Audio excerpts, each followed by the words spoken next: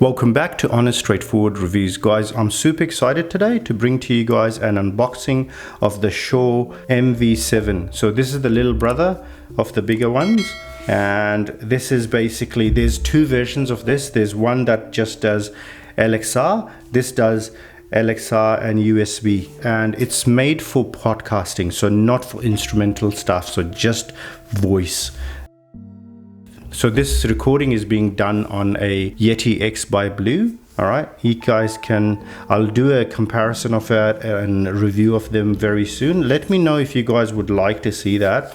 So that's the box, not too shabby at all. I like it.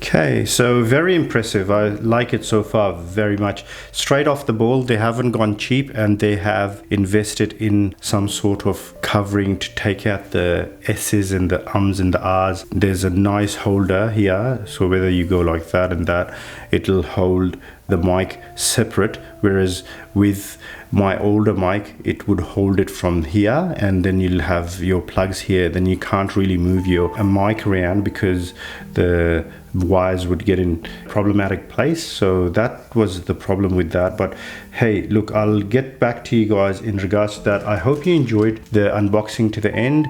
I hope you enjoy your day. Take good care. Bye bye.